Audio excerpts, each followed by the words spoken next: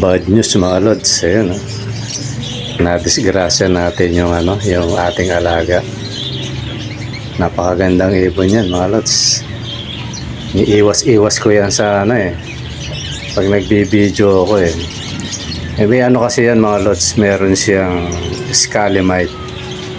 Nililinis ko, ayun, nadali ko siya mga lods. Let it, bang, bang. Ayun mga lods, ang gandang umaga, no? Ayun yung alaga natin, no? Nagpapakain ako kanina.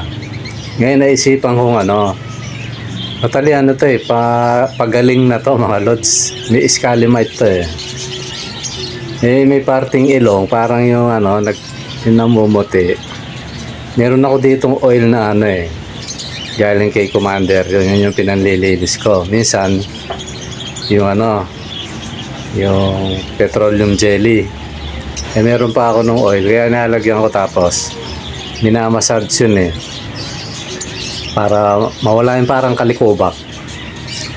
Ang problema nung sabay kasi inuna ko yung paa para mamaga yung diba, alam niyo siguro yun, yung mga nakaranas ng ganyan, para lumuwag yung yung parang kalikobak. Tapos pag pinunasan mo na ng basahan, ayun na, okay na yun.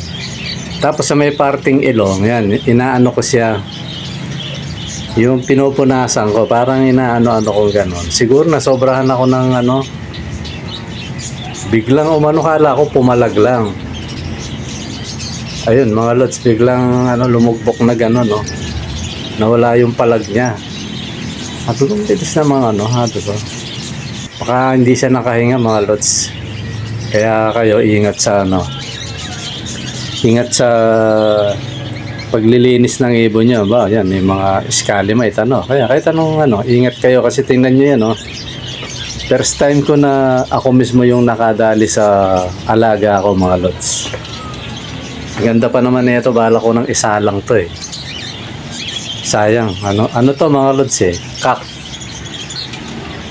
to kasi kala ko dati hento ngayon bala ko na siyang kasi medyo okay na kalahin mo na disgrasya pa na tuloy ako, na sisi tuloy ako. Isa to sa mga ibon ko na na kakaiba to, pang-attract ko nga nasa to sa kabilang kulungan to hindi nga masyadong pinopokusan to tsaka to, kung sakali makorsunodaan, itatanggi ko to kasi to sa actual mga lods, to violet na violet to.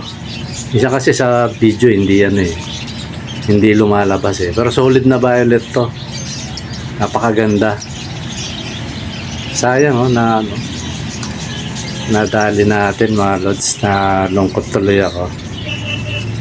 Pinapaano ko lang to pinapagaling ko lang. Naman tong ibon na to mga lods, masigla naman yan. Siyempre tayo, pag may naispatan tayo, siya lang ang may ganun mga lods.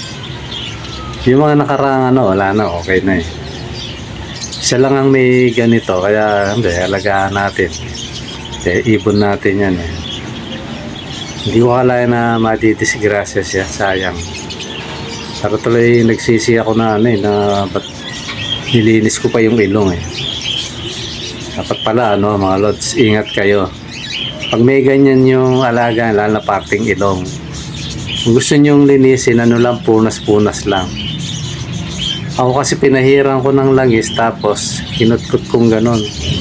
Baka may tendency to na pumasok yung langis sa ilong niya, ngayon hindi siya nakahinga.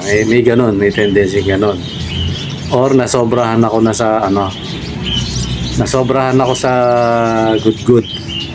Kasi parang medyo nasugat siya mga lods Wawa tuloy itong alaga natin.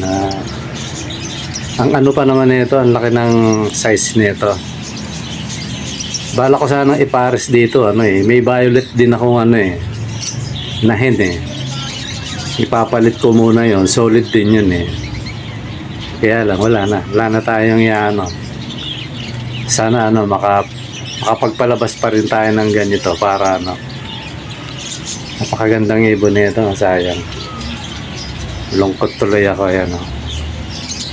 Ayan o, ano, hindi ko na pinakita sa inyo, nilibing ko dun sa libingan ng mga bayani, mga lot sa taas, sa may bubong. Ayan, para pakinabangan pa rin sa ng mga halaman. Tapos yung halaman, kakainin ng mga kasama niya. Ano? Ang taba na ito, nung hinawa ko yung katawan, ang laki. Ano? Malaman, mga lods. Sayang, mga lods, ha. Siguro yan lang yung ano natin, mga lods, na ano ko lang. Lungkot lang ako kasi ano yung alaga natin. Kaya mga lods, tapos sana ano, masingit ko na lang ano. Sali kayo sa ano, sa parapol para ma-raffle na natin agad. Para ano, para sunod na naman, ipon lang tayo ulit tapos libre na naman mga lods. Sana sali kayo mga lods. Yung mga hindi ano, hindi alam kung paano sumali, ano lang, through Gcash lang. Nandyan yung number ko.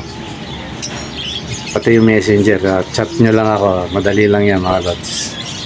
Okay mga lods, siguro nandito muna. Maraming salamat sa panonood. Bye bye.